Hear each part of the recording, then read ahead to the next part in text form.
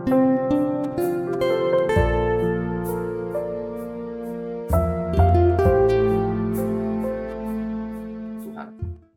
mari kita berdoa. Bapa kami yang di surga, kami sungguh mengucap syukur memiliki Bapa seperti Engkau. Terima kasih Tuhan Yesus, juga Roh Kudus. Biarlah pagi ini kami semua diberkati, agar kami mengerti bagaimana harus hidup. Agar kami mengerti bahwa hidup kami ini sudah seharusnya bersuka cita karena anugerah Tuhan. Biarlah pagi ini Engkau pakai mulut hamba-Mu untuk menyampaikan kebenaran ini.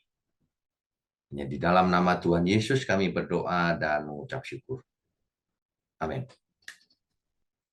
Baik, selamat pagi, shalom Bapak Ibu Saudara sekalian. Shalom.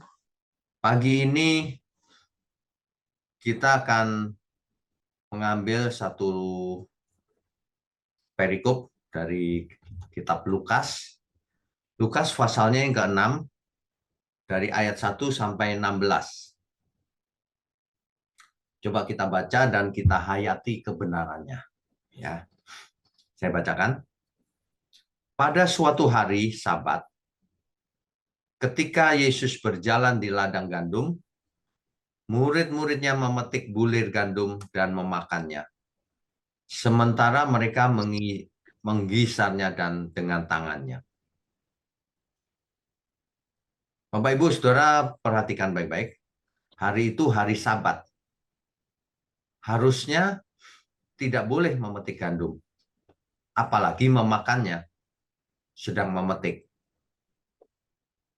Ayat 2-nya.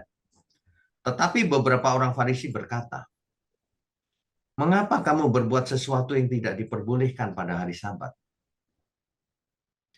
Ini murid-muridnya melanggar hukum Taurat yang dipercaya hari itu. Lalu Yesus menjawab mereka, "Tidakkah kamu baca apa yang dilakukan oleh Daud ketika ia dan mereka yang mengikutinya lapar? Bagaimana ia masuk ke dalam rumah Allah dan mengambil roti sajian, lalu memakannya dan memberikannya kepada pengikut-pengikutnya. Padahal roti itu tidak boleh dimakan, kecuali oleh imam-imam." Kata Yesus lagi kepada mereka, "Anak manusia adalah Tuhan atas hari Sabat." Nah, sampai di sini, waktu itu orang bertanya-tanya, hari Sabat itu tidak boleh. Apalagi roti yang ada di dalam bait Allah yang hanya untuk para imam. Dimakan dan dibagi-bagikan. Hari itu hal tersebut dianggap sebagai melanggar hukum Taurat. Melanggar etika Taurat. Tetapi itulah yang Tuhan lakukan. Penjelasan Tuhan adalah anak manusia adalah Tuhan atas hari Sabat. Jangan dibalik. Hari Sabat itu tuannya manusia, manusia hambanya. Sehingga manusia mengikuti hari Sabat seolah-olah hari Sabat adalah Tuhannya. Jangan dibalik. Ya. Hukum Taurat itu dibuat untuk menyelamatkan manusia. Bukan sebaliknya, manusia dipersulit oleh hukum Taurat. Jangan sampai manusia hidup dipersulit oleh agama. Justru agama itulah yang membentuk manusia agar mengalami sukacita yang Tuhan berikan, damai sejahtera yang Tuhan berikan. Sebagian menggunakan agama untuk menghukum sesamanya. Ini orang Farisi dan ahli Taurat itu semangatnya itu menghukum. Kalau orang tidak sesuai hukum Taurat, ya ingin menghukum mereka. Padahal Tuhan Yesus datang bukan untuk itu. Ya, kita lanjutkan dulu. Ayat ke-6. Pada suatu hari Sabat lain, Yesus masuk ke rumah ibadat, lalu mengajar. Di situ ada seorang yang mati tangan kanannya. Ini kalau zaman sekarang itu stroke. Jadi rupanya penyakit stroke sudah ada sejak zaman dulu. Ya. Ahli-ahli Taurat dan orang-orang Farisi mengamat-amati Yesus kalau ia menyembuhkan orang pada hari Sabat, supaya mereka dapat alasan untuk mempersalahkan dia. ayat 8. Tetapi ia mengetahui pikiran mereka, lalu berkata kepada orang yang mati tangannya itu, bangunlah dan berdirilah di tengah. Maka bangunlah orang itu dan berdiri. Bapak Ibu Saudara bisa mengerti situasinya ya. Orang-orang Farisi itu menunggu Yesus buat salah di hari Sabat. Dan Tuhan mengerti hal itu. Bahkan Tuhan dengan sengaja menyembuhkan orang ini di hari Sabat. Bangunlah dan berdirilah di tengah. Bahkan di tengah, Saudara. Di tengah itu maksudnya adalah supaya orang-orang melihat, ini loh, aku menyembuhkan orang ini di hari Sabat. Sengaja malam. Lalu Yesus berkata kepada mereka, aku bertanya kepada kamu, manakah yang diperbolehkan pada hari Sabat? Berbuat baik atau berbuat jahat? Menyelamatkan nyawa orang atau membinasakannya? Sesudah itu ia memandang keliling kepada mereka semua. Lalu berkata kepada orang sakit itu, ulurkanlah tanganmu. Orang itu berbuat demikian dan sembuhlah tangannya. Maka meluaplah amarah mereka. Lalu mereka berunding apakah yang akan mereka lakukan terhadap Yesus. Orang-orang agamawi itu begitu, saudara. Orang-orang ini tidak mengerti mana yang penting. Yang penting melakukan hukum agama tanpa memandang konteks yang benar. Nah, inilah orang yang beragama tapi tidak manusiawi. Keberagamaan yang Tuhan ajarkan itu yang manusiawi. Sebab kalau kita ingat hukum yang terutama itu adalah hukum kasih. Jadi kalau cuman aturan agama itu kalah dengan hukum kasih. Itu yang terutama. Makanya di hari Sabat Tuhan mengasihi orang yang berdosa. Tuhan menyembuhkan orang yang tangan kanannya tidak bisa bergerak, lumpuh. Di hari Sabat loh. Nah, makanya Tuhan menjelaskan juga mana yang lebih penting. Berbuat jahat atau berbuat baik. Di hari Sabat nih. Orang-orang itu marah. Marah besar. Sebab itulah orang beragama. Kalau hukum agama dilanggar sedikit aja marah luar biasa. Mengabaikan hukum kasih. Inilah sebabnya Tuhan Yesus datang. Sebab orang-orang salah mengerti akan hukum agama Taurat itu. Mereka menerapkan Taurat dengan tanpa kasih. Makanya ada istilah mata ganti mata, gigi ganti gigi. Dan kita harus mengerti, setelah Tuhan Yesus mati, semua itu dibatalkan. Tidak boleh ada mata ganti mata, gigi ganti gigi. Tidak boleh.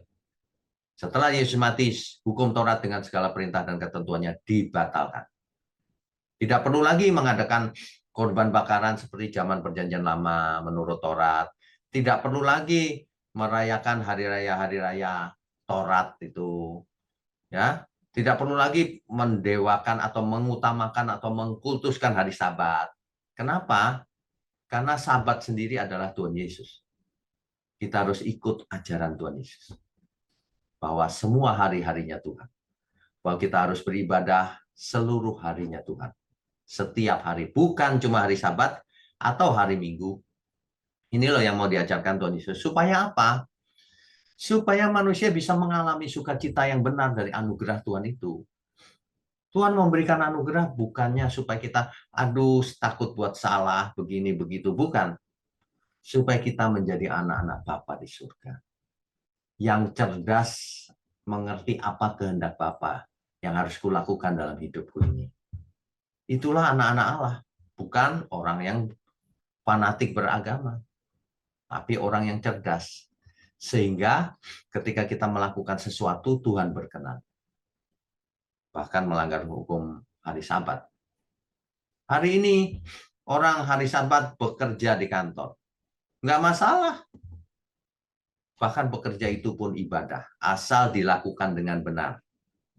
Kerja keras, jujur, untuk Tuhan. Kan begitu ya.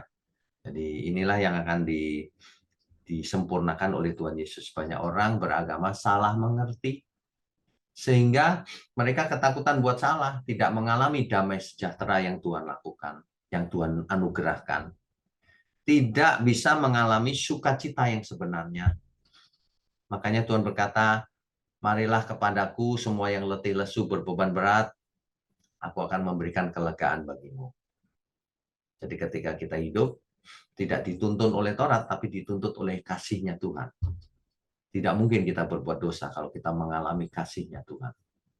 Tidak mungkin kita tidak damai sejahtera bersukacita oleh anugerah Tuhan. Tapi kalau orang beragama tidak bisa sukacita, takut melakukan pelanggaran aturan-aturan agama. Ini yang diajarkan Tuhan Yesus secara langsung. Ayat 12-16. Pada waktu itu pergilah Yesus ke bukit untuk berdoa, dan semalam-malaman ia berdoa kepada Allah. Hubungan yang dekat itu harus kita alami. Bagaimana kita memanggil dia Bapa, tetapi dekat secara emosional maupun secara pikiran dan perasaan. Benar-benar dekat bergaul. Berdoa itu bukan hanya karena beragama, apalagi doanya hafalan. Doa itu adalah doa yang tulus, sedang berdialog dengan Bapa di surga, dengan Tuhan. Kan mestinya begitu ya. Ayat 13. Ketika hari siang ia memanggil murid-muridnya kepadanya. Lalu memilih dari antara mereka 12 orang yang disebutnya rasul. Simon yang juga diberinya nama Petrus, dan Andreas saudara Simon, Yakobus dan Yohanes, Filipus dan Bartolomeus, Matius dan Thomas, Yakobus anak Alfius, dan Simon yang disebut orang Zelot, Yudas anak Yakobus, dan Yudas Iskariot yang kemudian menjadi pengkhianat.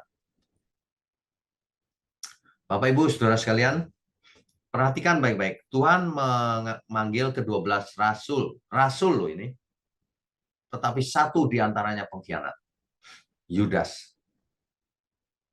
Fakta ini menceritakan bahwa meskipun anugerah itu dicurahkan, tetapi hasil akhirnya masih tergantung manusianya itu.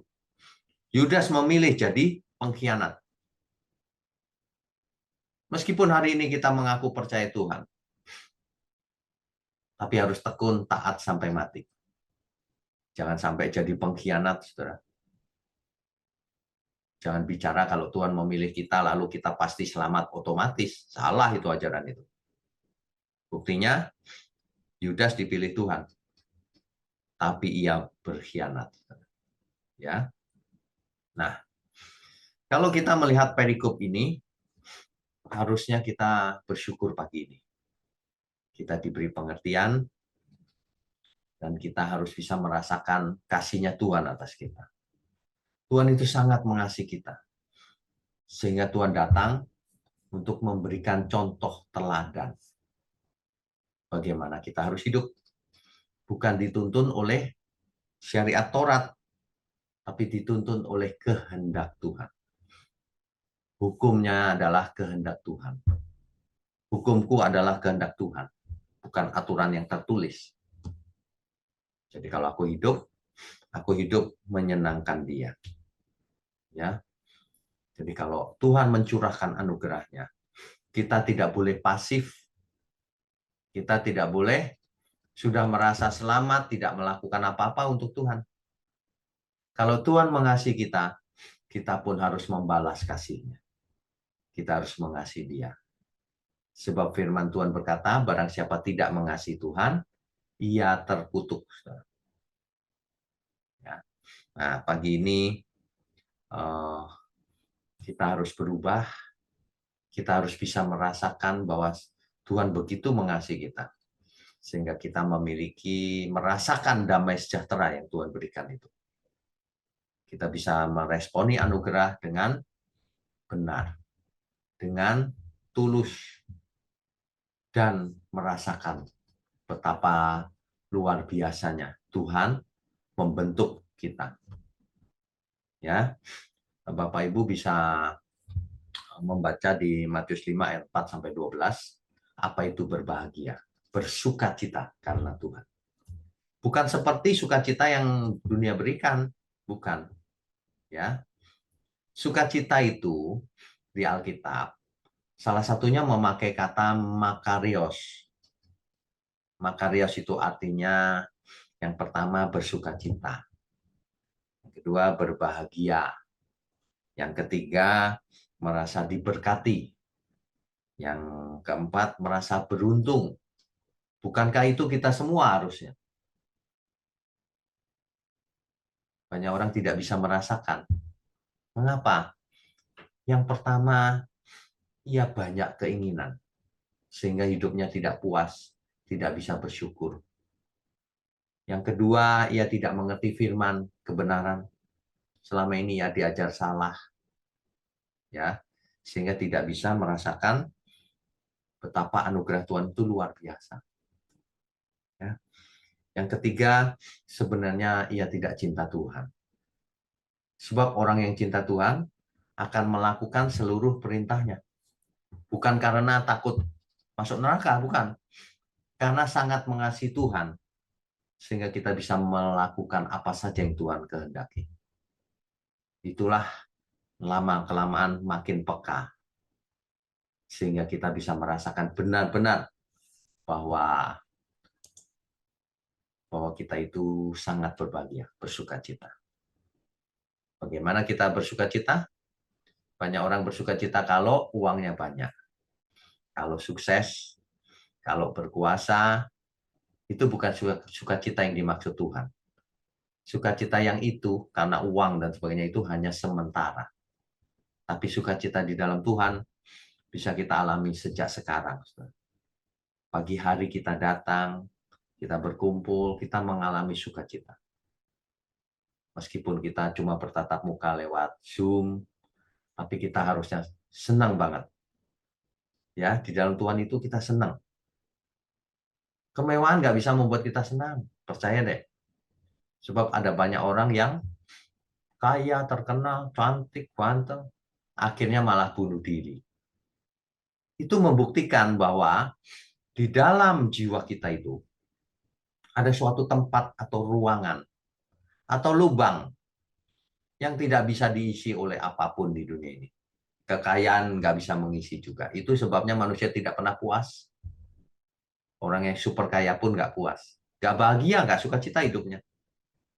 Dia bisa makan di restoran yang sangat mahal, tapi tidak ada sukacita. Sementara kita bisa makan di rumah. Cuma tempe sama sambal aja udah seneng banget. Kita happy.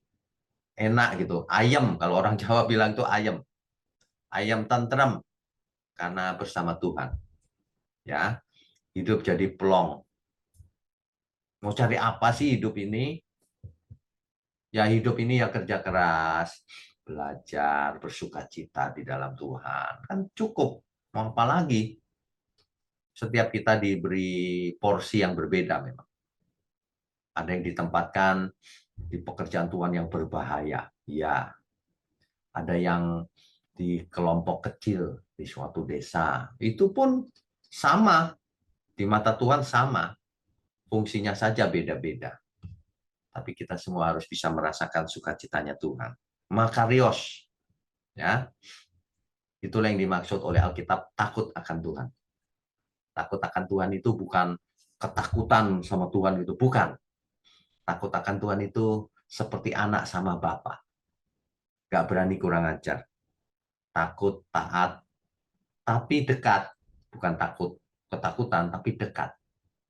Itulah Tuhan kita. Ya. Dalam perumpamaan lain, kalau kita belajar kebenaran itu memang harus lengkap. Di perumpamaan yang lain kita diumpamakan seorang hamba, dia tuannya. Artinya kita harus melakukan kehendak Tuhan kita. Di bagian yang lain kita harus menyebut dia Bapa, artinya kita anak. Bagaimana mungkin kita tidak bersukacita? Kita dijadikan anak, anak-anak Allah loh. Yohanes 1 ayat 12 dikatakan di situ bahwa barang siapa menerimanya, menerima Tuhan Yesus maksudnya, diberinya kuasa supaya menjadi anak-anak Allah.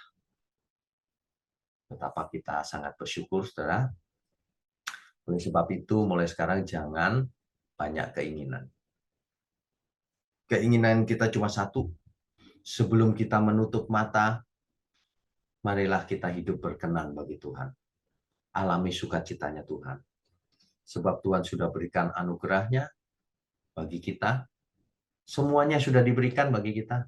Tinggal kita yang harus belajar meresponi anugerah Tuhan, belajar menjadi anak Bapa di surga, belajar menjadi hamba yang baik, belajar bersyukur, belajar bersukacita. Apapun situasinya, mari kita belajar bersukacita di dalam Tuhan. Coba Bapak, Ibu, Saudara, perhatikan di sekeliling kita.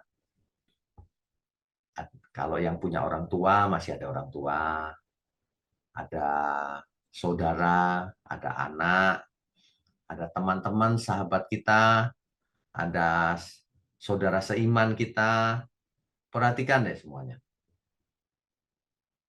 Semuanya akan berlalu satu persatu. Tapi justru itulah kita bersukacita karena akan ketemu lagi di surga. Nah, selama kita masih bisa bertemu, udah deh nggak usah aneh-aneh. Kita jalin berkeluarga. Semua keluarga Allah di bumi. Kita saling mengasihi, saling tolong-menolong, ada yang kekurangan, berbagi, ya. Dengan cara itulah sebenarnya sukacita itu bisa dialami. Bukan karena kaya raya atau sukses, bukan. Tapi dalam kesederhanaan pun kita bisa mengalami sukacitanya Tuhan.